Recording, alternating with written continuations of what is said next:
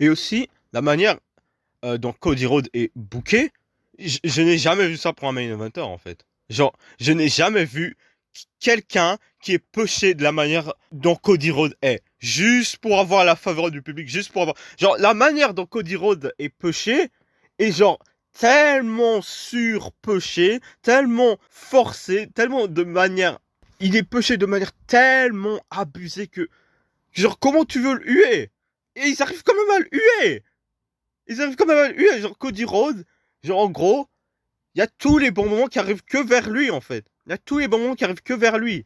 Genre, en gros, il arrive à battre Brock Lesnar, il arrive à gagner le Rumble 2 fois, d'affilée, il affronte Roman Reigns 2 fois, et il le gagne à WrestleMania 40, il met fin au plus long règne du titre de l'ère moderne, de 1316 jours de Roman Reigns. Genre, après, il subit le heel turn de John Cena. Genre, c'est sur lui que ça tourne autour, le heel turn de John Cena.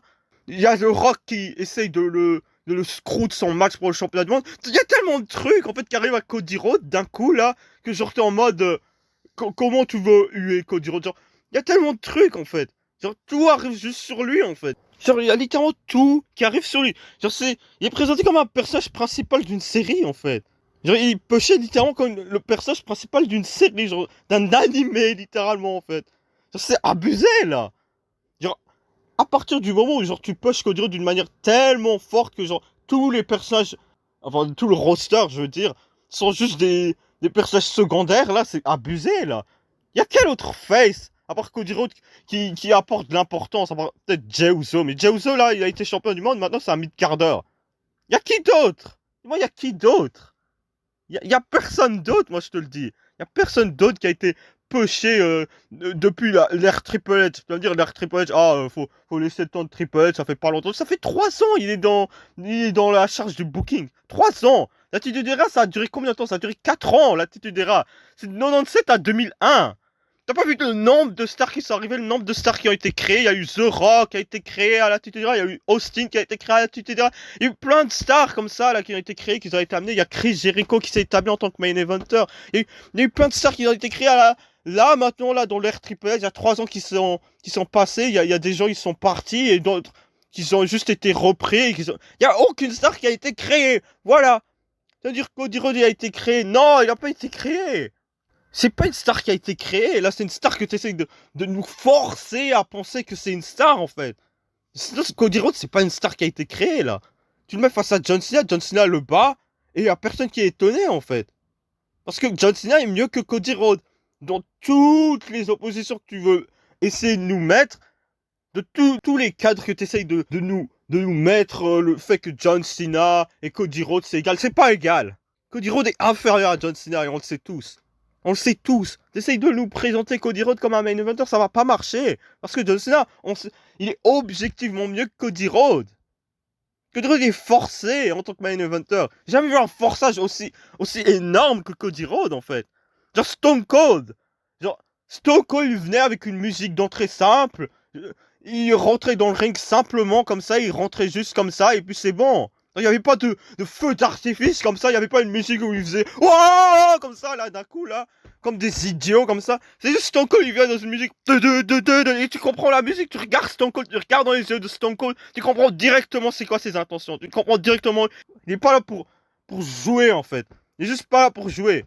Il est là pour botter des culs, il est là pour stunner Vince, il est là pour stunner le Rock, il est là pour boire de la bière, il est là pour faire business. Voilà.